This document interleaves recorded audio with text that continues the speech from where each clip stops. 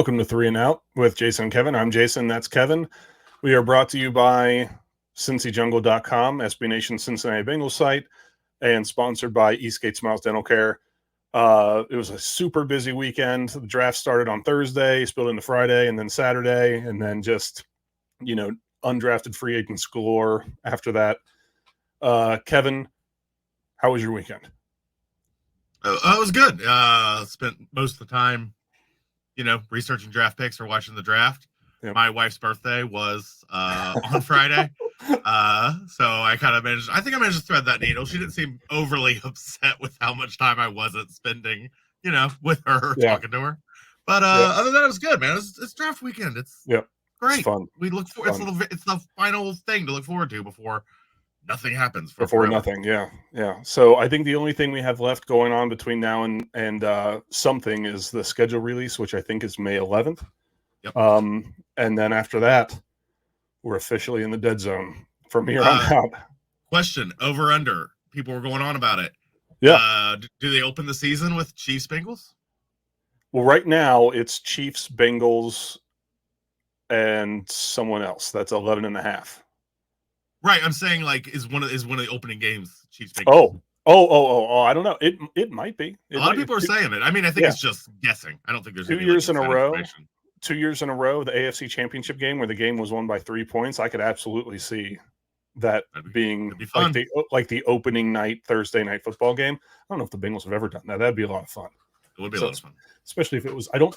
I know they play the Chiefs this year. I don't remember if it's a home or away game. I don't either. I don't either way. We're bad at our jobs. No matter what. Yeah, we are. We're terrible. All right, so what we're going to do tonight is we're going to talk about the draft picks. We're going to, kind of take a little bit deeper of a dive into some of them, and then the rest of them we'll kind of talk about in more detail next week, but we don't have time to do like a 3-hour show tonight. And then we'll kind of give our grades at the end of each pick. So we'll start with the number 28 overall pick, Myles Murphy, edge out of Clemson. I don't know about you, Kevin, but when Michael Mayer and Joey Porter Jr. were on the board at 28, I thought, this has just worked out in their favor perfectly because they need a tight end. Couldn't be better. Yeah, they need depth. They need depth at cornerback. They're going to grab a guy who I figured would be gone. Both of those guys I figured would be gone by 28, and instead they come out with a defensive end. So I was shocked, but not disappointed because Myles Murphy. One of the reasons I was shocked is I figured Myles Murphy would be gone long before the Bengals went on the clock, but it makes sense too. So, and we were on Orange and Black Insider this weekend with Anthony Cosenza, and I know that you said something about Trey Hendrickson played a ton of snaps last year, and it's true. He did because he doesn't have someone really to rotate with him, and now he does. So Myles Murphy will absolutely start the season as a rotational piece with Trey Hendrickson. He'll move inside. He's got great size and length, so he's kind of versatile when it comes to different schemes. He's got a really sudden first step. He's got long arms. He's everything that you want in a 4-3 edge pass rusher. I wouldn't go that far. Don't get me wrong. I like the guy. He's got nothing in his toolbox. I mean, he converts speed to power, and he does it really, really well. But past that, right. He's pretty raw. I just meant his physical. Oh yeah, he's a freak. Like he's got the physical ability to be a really great edge rusher, and he's raw. Like you're right, you're absolutely right. He is raw. He's going to have to be coached up. He was good. He was good. He's got the possibility of being very, very good. His RAS score is 9.7 something, I think. Yes. He, in my opinion, was one of the biggest steals of the first round. I think he'll contribute as a rotational piece right away, and then probably, as long as he does well, when Trey Hendrickson's contract is up in after the 2004 season, you figure Myles Murphy kind of slots into that starting position. But I think this was a great pick. So what do you think, Kevin? When it first happened, I was with everybody else on Twitter. I was upset. That was dumb. You project your own feelings onto the draft, and when it falls out a certain way, you get really excited, and then your toy gets taken away. That's what Michael Mayer was, if we're being honest. He was a shiny new toy. The Bengals were never going to grab a tight end early on. Edge was a sneaky need. We all, Hendrickson, Hubbard, we love it. When you start looking at the snap count, when you start looking at how much these guys play with no relief. And if you start looking at the future, Miles Murphy was an excellent pick. I don't think he's going to be the monster some people seem to think he is, because the player you get in college is oftentimes just the player you get at that professional level. Yeah. He doesn't have a huge toolbox. He doesn't respond well to a variety of counters. But when you're that strong, you're that powerful, when his first step is that quick, I mean, you can convert speed to power, and you can have a lot of success doing that. I'm just not certain we should project that he's suddenly going to become a really skill forward player as opposed to a power and athleticism forward player. Don't get me wrong. I think it's a great pick for 28. I think we needed it. I think he fell. Just trying to bring expectations down just a little bit. And if I'm wrong, then man, I love being good about this kind of stuff. Yeah, sure. I mean, yeah. So I think it was a great pick. It's one of those things where you can either take a tight end, which they obviously don't value the position. We learned that over the weekend.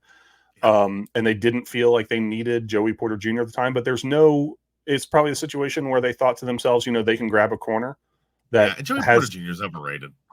Well, yeah, but I mean, they thought to themselves that, we can grab a corner that has potential to start in the second or third round, but there's not going to be a Miles Murphy when we go back on the clock at 60, which is absolutely true. And there could have been a tight end that was available at 60. And, there were tight ends, but again, that's just a position they don't seem to value very much. So there were tight ends available in the 6th round. I know. They still didn't get one. Yep. So as far as grades go for Miles Murphy, for me, I'm going to say A-. What about you? A-. No, that's it. And I know I seemed a little down on him. I was just kind of countering what you're saying. I do think it's a good pick. I think A-. I think because of his athleticism, because of how strong he is, he's got a pretty high floor. Yeah. I just think his ceiling isn't maybe astronomical. That's it. So what you're saying is he's got a pretty high floor, but he doesn't have like a Will Anderson Jr. senior or a ceiling, right? Which I totally agree with that. But the floor is much higher than a lot of places that a lot of guys like edge players they would have gotten in later rounds for sure. Oh yeah. So. You know my take on this. If you don't get an edge in the first 2 rounds, I almost don't know why you bother. Right. Unless it's just a backup practice squad type of guy. Like it's just they're the freaks of the freaks. Right. No one should be that strong, that fast, that large. Like you can't get them beyond the 2nd round. So yeah, I like it. I like it. Totally agree. All right. So that was number 28 overall pick. They went into the 2nd round. So on Friday, and they went back on the clock at number 60. And they ended up taking. They finally, they addressed a need of theirs, which was cornerback, and they took Michigan cornerback DJ Turner the second. Turner is a speed demon. I believe he was the fastest player at the combine this year. He is a really, really good cornerback. He's an explosive athlete. He has just rare speed. Change of direction quickness is really, really good. He has pretty good eye balance between checking on the receiver on the route, quarterback. He trusts his technique. He does a really good job flipping his hips quickly. And then he's a little bit smaller, he is, let's see, he's 5'11", he's 178 pounds. So, I mean, when you talk about really big physical wide receivers, so like if you think about, one that comes to mind is oh my gosh, AJ Brown for the Eagles. And I know that's not something, but somebody like that, like a big guy, you know what I mean? Yeah. Or T. Higgins, there you go, in practice. He might get pushed around a little bit, but I think the plan right now is he's going to be or compete maybe with Sidney Jones as the 4th cornerback. But there really was no depth behind Chidobe Awuzie and Cam Taylor-Britt on the outside, and then Mike Hilton. There's just not a ton of depth at corner, period. But DJ Turner comes in there, and he'll compete for that 4th corner spot. And then he'll also, if for some reason Chidobe Awuzie is not the same guy, again, he's coming off a year-ending injury, we could see DJ Turner step in there. But he's a great athlete. It was a great pick. I don't like Michigan guys just because, out of principle. But I thought this was a really, really great pick. And the other thing on top of that is he's really versatile. Sure. He could play inside or outside. And then the other benefit that I really liked about this, and I didn't think about this until Saturday or Sunday, um, he played with Dax Hill at Michigan. So the safety is the quarterback of the defense. You have Joe Burrow and Jamar Chase reunited. Now you have the quarterback of the defense, Dax Hill, reunited with DJ Turner, which is super exciting. But again, I give this pick an A minus. My opinion. I What about you? I give this pick at least a solid A, and you could swing Okay. me with the right conversation into an A+. I love DJ Turner. I Yeah. think in the second round he's a hell of a steal. I think that he brings much needed speed. This secondary in general, for the lot that we have been targeting speed, we have been upgrading. Yeah. We have gotten fast. We've gotten scary. I love DJ Turner. I think he is. You're talking about him competing for the fourth spot. I think he wins that competition pretty quickly. And it's his within a few, maybe 5 to 7 games. I I think can he's see got that. all the talent in the world, and I think he's going to be an instant upgrade. I love the DJ Turner pick. It was clear uh, by this point in the draft that the Bengals were looking at athletes. That's what Yes. they want. They want speed. They want athletes. Miles Murphy is a really good athlete. DJ Turner is a great athlete. That's what they wanted. There was only a couple guys that I saw who had lower RAS scores, but they make up for it in other ways. We'll kind of get to that. All right, so I gave this an A minus. You just gave it a solid A, correct? Solid A and potentially higher. I mean, it really could be an A+ pick for me. Okay. That's another, just to bring it up. I know we're kind of running down the recap, but you're right about the athleticism thing, and I do just want to point this out. It's the thing we've complained about for years, that the Bengals will constantly draft players that they like, the way they perform, the way they mostly how big they are a lot of the times, Right. and they tend to not emphasize getting athletes, and they're Right. finally doing that. It is just another step in the right direction. I love the fact that they're finally starting to realize that if you get an athlete, it immediately raises their floor 2 levels, where a person who has a 9 point whatever RAS is always going to at least be able to like outmove, outspeed, outmuscle someone. And if you Right. have that floor to build on, the odds of this person being a bust immediately go down for me. I think I just in general, I love the fact that we have been targeting athletes left and right. Just wanted to point that out. That's it. No, I totally agree. And he is absolutely an athlete. So they left the second round, went into the third round. They had the number 92 overall pick. It was either 92 or 93. Um, they ended up trading back 3 spots with the Kansas City Chiefs. And I don't remember who the Chiefs took, but I know that Darnell Washington fell to the Steelers. Yep. I was kind of thinking maybe the Bengals would take Darnell Washington when they went on the clock in the third round because he was still sitting there. And, we talked a lot. He's an athletic freak. Everybody kind of knows I really liked him a lot. Sure. He fell to the Steelers, whatever. And then the Bengals kind of shocked me again as they went after safety with the number 95 overall pick. They ended up getting Alabama safety Jordan Battle. And this is one of those that we'll talk more about probably next week and beyond. I didn't like the pick at first because I thought, well, they have Dax Hill, they have Nick Scott, like there's other things here they could take. But Jordan Battle spent 3.5 years as a starting safety in Nick Saban's Alabama defense, which absolutely says something. And on top of that, he played like in the box safety, like he's a Von Bell kind of guy. And I don't know that Nick Scott is, but I know that Jordan Battle is. Yep. A lot of people think that Jordan Battle will step in and compete for that starting job with Nick Scott right away. I don't know if that's true or not. I don't know what will happen there. But not Nick. Jordan Battle, I really do like the pick. He's very intelligent, very smart. He's going to be. So this is going to sound dumb. Just bear with me here. When I was in driver's ed, right? When I was in driver's ed, I remember they told us. I am fascinated with. Yeah, I know. I remember they told us that that young, like 16-year-old drivers, they don't have any experience, but they make up for that with like super quick reaction time, right?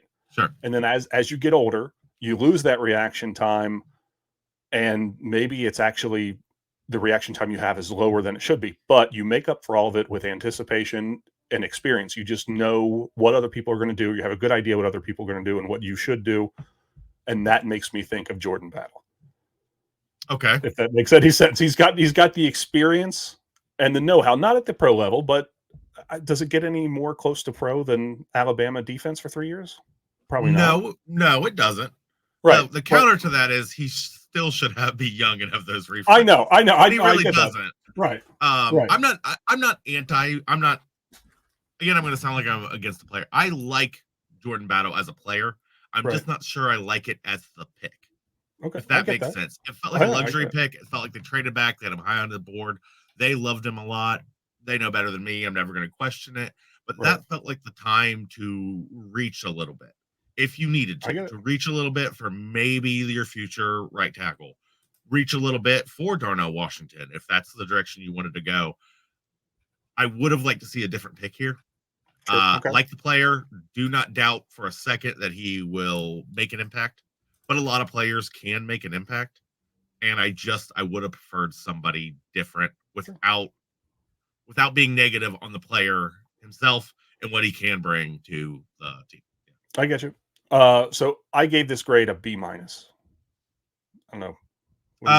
I'm gonna give it a C, honestly. Okay. And C's not bad. Everybody thinks C's horrible. C's not bad. I mean, I had mostly C's. I was mostly a student. I graduated. Yeah, absolutely. But just because it felt like a luxury pick where I don't think they had the luxury to make a luxury pick. It felt like they leaned too heavily into BPA, at least as far as their board was concerned. Yeah. But overall, I do like the pick. I'm not gonna, I'm not gonna gripe about it. They clearly think a little higher of him than I do. Once again, I love to be wrong about these things. So. Good. Yeah, I hope you are. All right. Next in the fourth round, pick 163. Kevin, why don't you tell us about Chase Brown, running back out of Illinois? We're not doing Charlie Jones? Oops. Sorry, I skipped somebody. Yeah, all right. With the number 131 pick out of Purdue, wide receiver Charlie Jones. That was their fourth round pick. Sorry about that. He's old. I mean, it matters. It matters. I'm just saying it up front because I want to make sure that everything I say past this point is taken into account. He's old. He should be beating up on players younger than him. He should be dominating because of his age. That's just the nature of it. That's why breakout age and age when you graduate matters so much. But I love this pick. Despite that, I know I'm going against the metrics and what everybody says. I love Charlie Jones. When you just pull up his tape, I'm not going to dive into the metrics and everything quite like you did. Pull up his tape. He is one of the crispest, sharpest route runners you're going to see. And his immediate breakaway speed is going to make him a nightmare in the slot. He doesn't shake tackles quite the same way.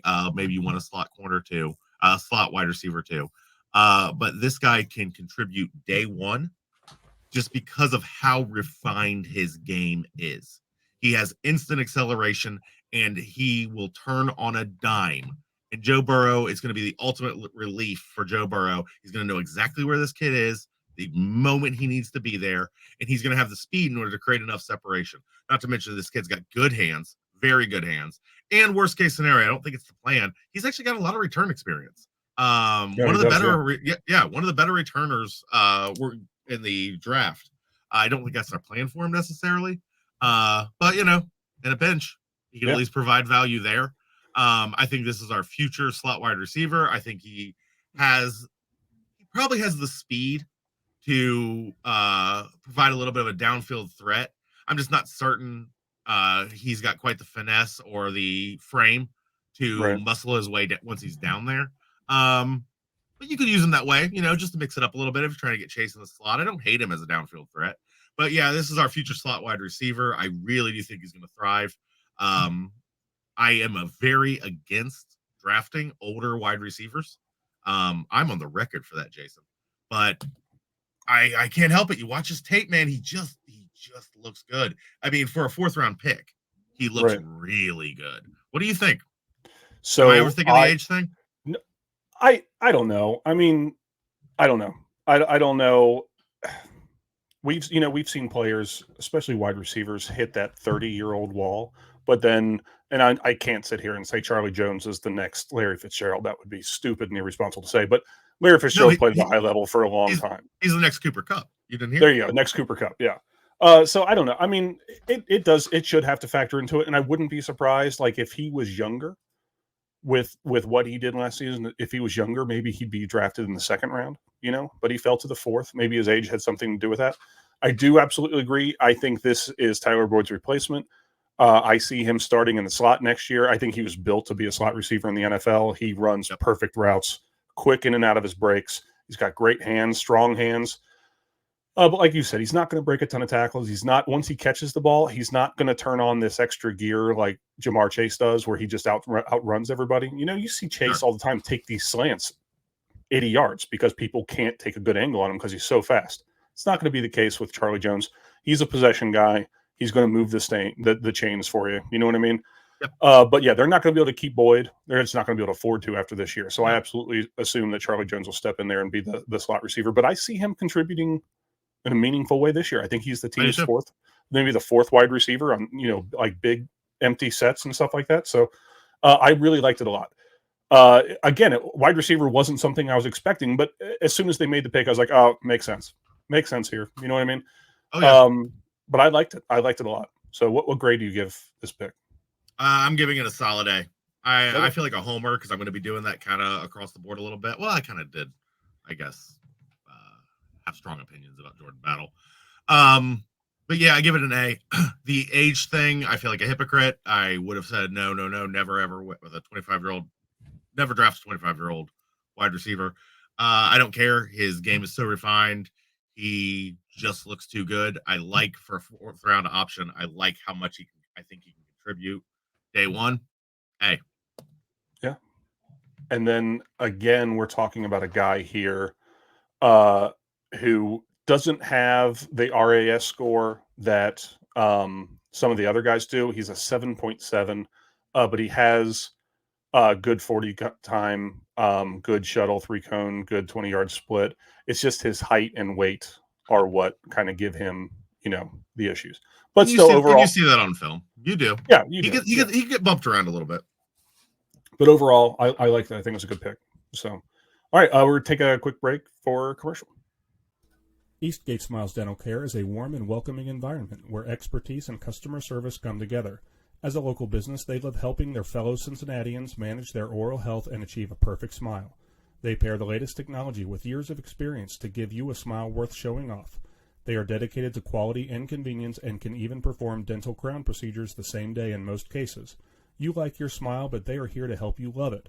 They personalize your care and match your needs. Call them today at 513-528-1150 to learn what they can do for your pearly whites. All right. Welcome back. So now, I was a little bit premature with it earlier. Now, pick 163 in the fifth round, running back Chase Brown out of Illinois. Kevin, what do you like about him? This is my favorite pick of the draft. For the value in the fifth round, I would have taken him in the fourth. I love Chase Brown. He's on the small side, 5'9", but he actually is a very good pass blocker. I want to say he's the second highest rated for a PFF pass blocking running back coming out of college. And he shows it. He is very good. He's not been asked to do like a lot, but when he does it well. His first step, he's going to make a dude miss. I mean, just watch it. He accelerates into it. He instantly creates a little bit of separation by the speed of that first kind of juke. I think he's going to take all of P. Ryan's snaps and he's going to do it almost instantly. We were all worried about P. Ryan's snaps, and here it is. But here's the thing I like about him the most, I think, is that he's a legitimate breakaway threat. The thing we were missing is he going to be as good a pass blocking running back as P. Ryan? No, especially not coming into his first year, but I don't think period. But he's going to be good enough. And he's going to provide the thing the Bengals lacked so much. A couple episodes ago, I was talking about it. We need a breakaway threat at running back. They're not going to give up two-eye safety. They're not going to quit clouding Jamar Chase. They're not going to stop doing that unless we give them a reason to. And I think this kid can be the reason. He ain't going to do it every time, but he is fast, dude. And he can make that first tackler miss. And if you can do those two things, suddenly, every once in a while, you're 20 yards down the field. Yep. And I think that's going to be enough to open up this offense. I agree. So let me say worst case scenario with Chase Brown is he replaces P. Ryan in the offense. That's the worst case scenario to me. That's his floor. His ceiling is by halfway through the season, he's a starting running back. I can't guarantee that he would replace Mixon. Maybe Mixon bounces back this year. Mixon was bad in 2022. I mean, he was bad. He didn't have any explosive plays. He can't pass block for the highest paid player on the team or on the offense. That you just can't do that. But I really like Chase Brown here as well. He is shifty. He's productive. He's got that breakaway speed. But like you said, so there are 18 running backs drafted in the draft this year, right? And he had the second highest pass blocking score of any of them, I think, behind other than Dwayne McBride, who was not a between the tackles kind of guy. Right. So they got their P. Ryan replacement that could possibly take over the backfield eventually as well. So yeah. I really like the pick. I agree with you that defenses are going to stay in that too high unless we give them a reason not to. And as soon as you get the running game going where they have to put a safety in the box or whatever, then it opens everything up. Yes, so I love this pick a lot. I really do like him. What's your grade? A+. He's my favorite pick of the draft. I really, really do like him. I do want to mention, I like him in the context of the type of player he is. He is not a 3-down back. He just isn't. He does not have the size for a lot of situations where you need somebody with size. Mixon is going to be the guy for goal line situations. He's going to be the guy for 4th and 1, just because it's not what Chase Brown does. But what he does do, he does really, really well. And if we're talking like running back by committee, which kind of seems like the way the Bengals are going to want to be going from here on out, I think he is a slam dunk. So yeah, A+. Okay. Yeah, I give it an A. I think it's a great pick. This was the last running back that was available that I liked, basically. And they got him a good value in 5th round. If they took him in the 4th round and they missed out on Jones, I probably would have been okay with it. Of course I like the way it shook out a lot. Oh yeah. Better than that. Sure. But yeah, in the moment, if they had drafted him in the 4th, I would have gone, okay, let's do this. Yep. I'm okay. That's good. I like this. Yeah. All right. So they ended up having 2 picks in the 6th round with their first 6th round pick, which was 206. They ended up taking Princeton wide receiver, and I'm going to butcher this, but it's Andre Yisovius or Yisovas, I think. Yosivash. Yeah, it's like Vosh. Oh, okay. So Yosivash.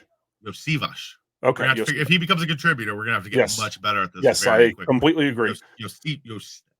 Yosivash. All right. So this to me was the biggest gamble of any pick that they made. He is a tall 6'3". He's like 205 pounds, and he can absolute 100% fly. 100%. He's super fast. He played at Princeton, which Princeton's not known for their football pedigree, whatever. He's a track star. He's a heptathlete, which I had to look that up. So yeah, he was supposed to be an Olympian. Yeah, so or at least was trying to be. Right. But when we talk about speed, we're not talking about like, oh, hey, he's really fast. We're talking about Olympic track star speed, which is just a step above, what the NFL wide receivers can do. So he's a great athlete. He's really raw when it comes to wide receiver. It's not that he does a bad job, but he's not ready to step in and contribute in any way on the offense this year. He'll probably be on special teams. He may make this practice squad. It's one of those things. It's one of those draft picks that if it hits, it'll be great. You got this really tall guy. He blazes down the field. He could be a red zone threat. If it doesn't work out, it's a 6th round pick. 6th round picks don't work out more often than not. You know what I mean? So it's not a big deal. So this was a big gamble to me. Because the gamble thing, I'll say B-, C+. What do you think? I'm going solid B for the same reason. But that's just because that's a gamble, but you're not going to get you're really not going to get an A in the 6th round. That's not what you should even be trying to do in the 6th round. They did what they should do. You find the biggest outlier, the guy who's just a freak with low production, and you roll the dice on him and you see what he turns into. And just because of his traits, he could turn into a legitimate wide receiver. Yeah. He's never going to, he's going to be a wide receiver 3. That's what he's going to be. But maybe. And if not, you got a nice bench player. And if not even that, well, it's a 6th round pick, man. Right. Those 6th round picks don't play after the first 3 years. That's it. They leave the league. Like, they gambled on traits. It's the right move, but we don't know how it's going to work out. B. Right. I totally agree. And then with the next pick in the 6th round, this was the pick they got from the Chiefs, which was the last pick of the 6th round, 217. They grabbed punter Brad Robbins out of Michigan. Real quick, yeah. when they grabbed that extra pick, did you instantly go, "Oh, there's your punter"? I did. I knew because, you know it, right? I think a lot of people did. Yeah. It's instantly, "Oh, there's their punter." Right. They did that for their punter. I figured it was going to be punter or quarterback, like backup quarterback. Oh, backup quarterback. Yeah, that was an option. Yeah. Sure. But so this pick, Kevin Huber, kind of, he's been playing for a long time. He started to struggle. They benched him. They put in Drew Chrisman, who at first seemed to be a big upgrade, but then he started to struggle. So Brad Robbins, I believe, is the only punter that was taken in the draft this year. He had the highest or the longest hang time of any punter coming into the draft class. Another Michigan guy, but whatever. But he'll come in, and they're saying, you'll compete with Drew Chrisman. He was drafted. You know what I mean? Like, you have to just believe this is his job. It's his job to lose right now, basically.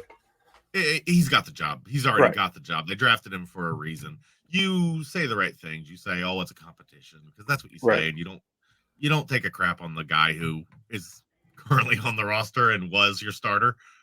He's not anymore. Sorry, man. Right. Sorry, Chrisman. No, I like the pick. It's a position of need, even though people don't really talk about it or think about it very much. Punter's important. The best thing that could happen. You could argue punting cost us the game. The Chiefs. Yeah. So plus he held for Jake Moody. Oh, there you go. All right.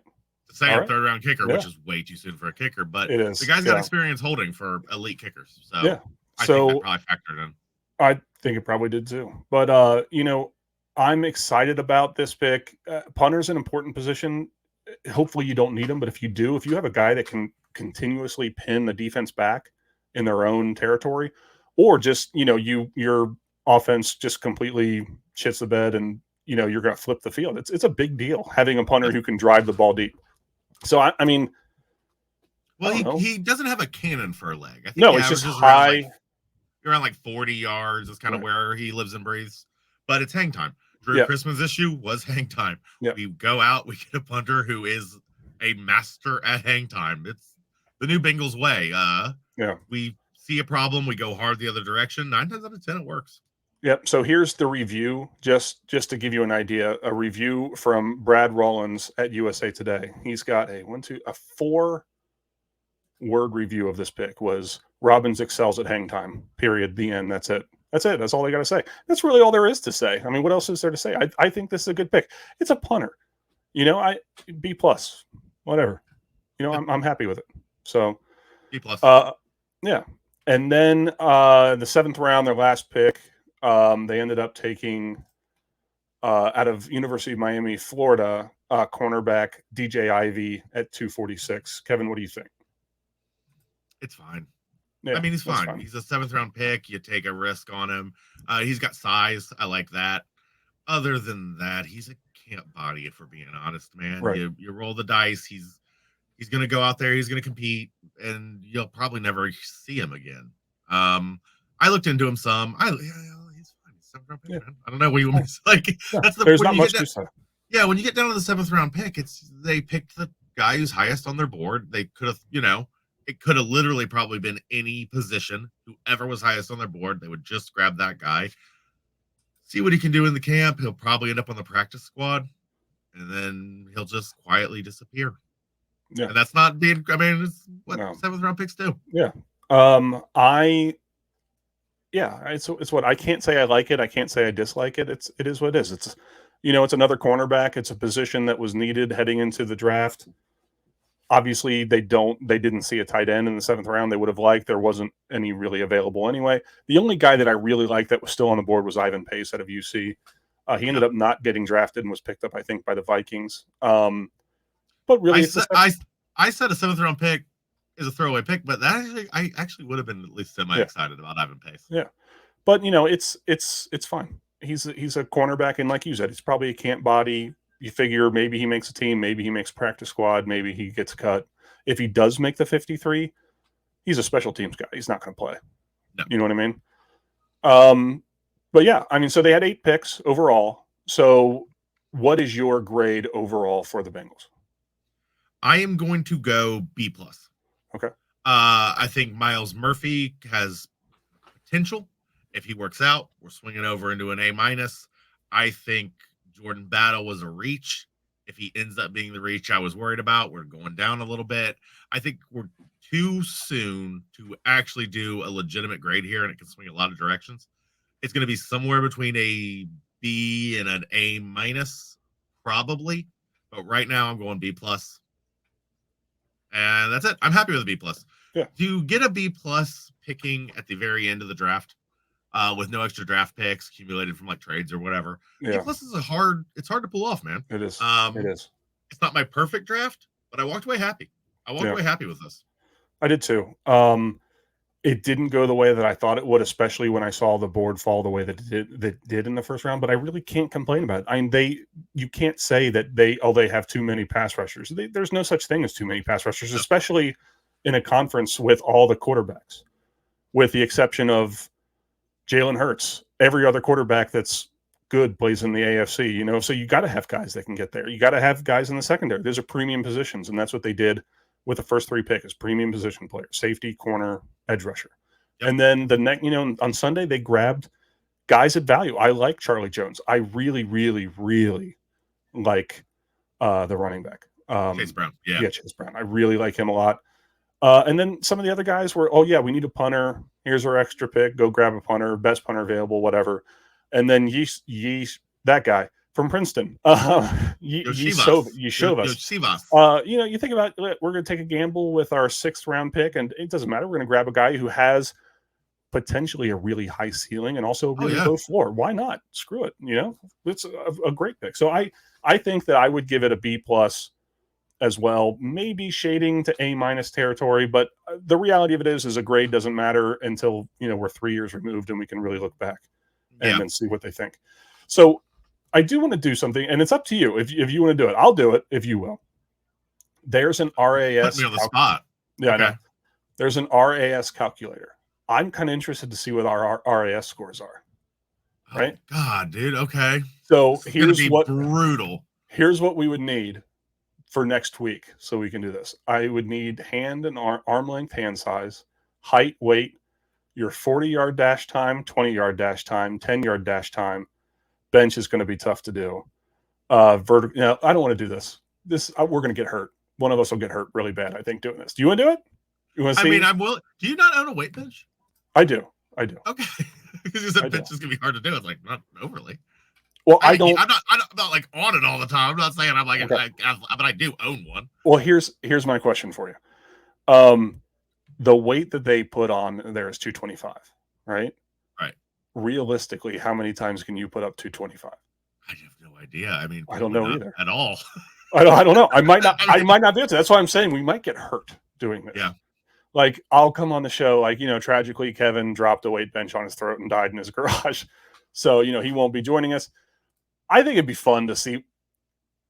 You know, I don't know where the numbers turn green. I'm assuming it's anything 9, you know, and above. I would think that my RAS score is probably close to 1.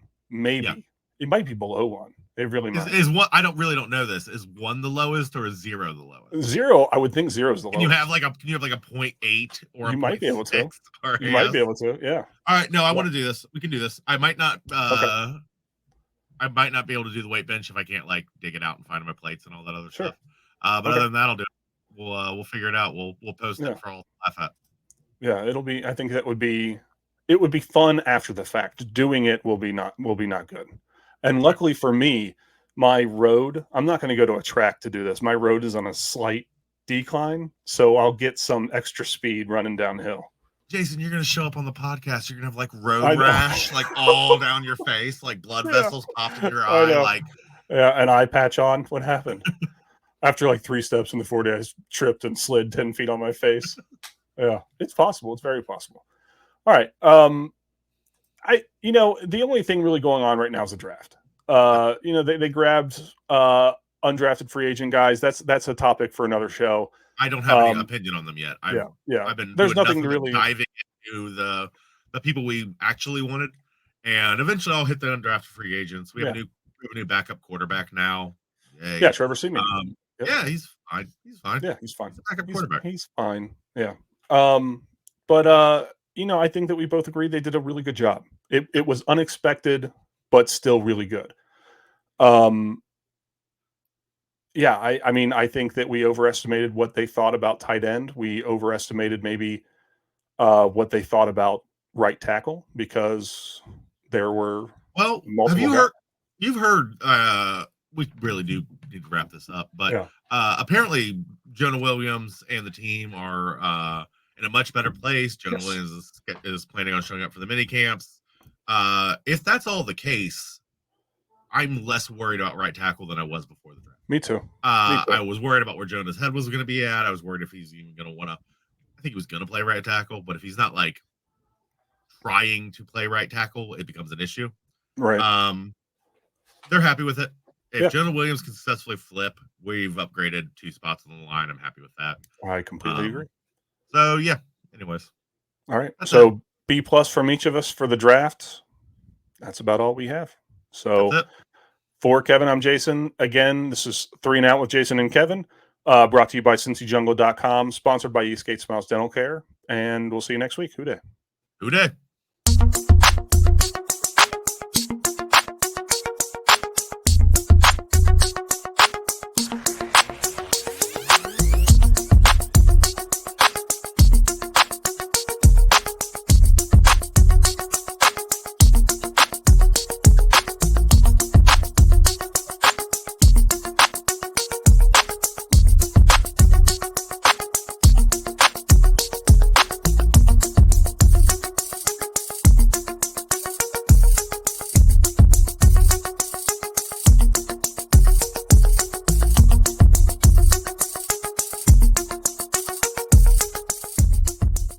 That's great!